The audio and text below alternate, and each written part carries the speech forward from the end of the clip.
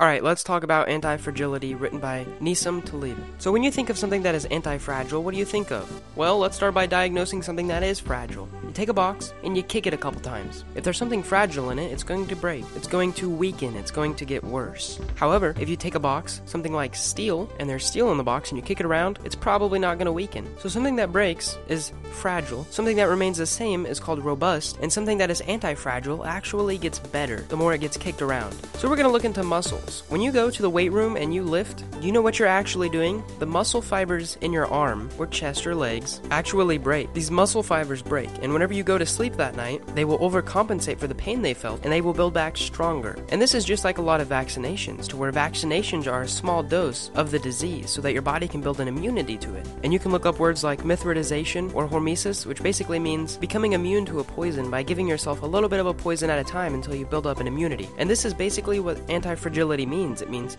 becoming better through your struggles. The author says that us as humans should always crave disorder. Being anti-fragile means being alive. If you take a porcelain cup and you throw it on the ground, it's pretty fragile and it's going to break. However, if you take a human and make them do push-ups until they can't do them anymore, they're going to get stronger. As long as they get enough recovery time, there are two things that can break an anti-fragile structure, and that is far too much stressors or not enough recovery time. Imagine a banker. The banker makes around $50,000 a year, and he always knows that his paycheck is going to come on this Thursday. But what is he relying on? He's relying on his job. Now imagine a taxi driver. He makes around $50,000 a year too. However, he does not always get a paycheck by a reliable source. One day he might make $150, another day he might only make $20. However, his job is very adaptable. So if we look at the banker is pretty fragile, because if the banks start to collapse, he will lose his job. However, the taxi driver is very anti-fragile. He's very adaptable to his situations, and he will always find a way to make enough money. And that is because he craves chaos. He craves disorder. You have to fail to get to success. Let's say that there is no randomness in your life. You wake up, you go to work for 8 hours, you come home, you do the same thing every night, you watch TV for a couple hours, and then you go to bed. You know what this is called? This is called a rut. You are living in a rut. There is no randomness, and your body will eventually start to break down.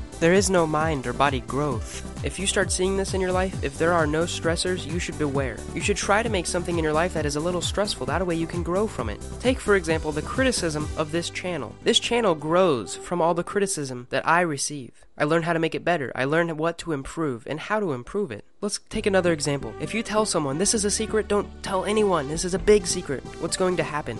It's going to get told even more often because it's anti-fragile. It's going to grow even more. Or what about banned books? Everyone in my school wanted to read the books that were banned, the books that were not allowed. Even the people that didn't want to read books, they wanted to figure out what these books were about. So I'm going to go back to my main point and say that you should try to make your life as anti-fragile as possible. How can you learn to grow from the situations that most people would frown upon, that are stressful? How can you make yourself a better person? Take every situation that happens today, and over the next month, try to look for the bright side. Try to look for the side that can make you a stronger version of yourself. I really enjoyed reading this book, and the author does an amazing job at making it so fun to read. There's actually a little bit of humor in this book. Now, he does analyze a lot of financial and economical and social situations where the anti-fragility principle can be applied, but this book was an awesome read, and because of that, I'm going to give it a 9. If a 0 was a book that I wouldn't recommend, and a 10 was a book that I would recommend full-heartedly. Leave a comment below of the next book that you would like me to review, and I'll ship it to your house if I pick it. Don't forget to like this video, and I hope you learned something.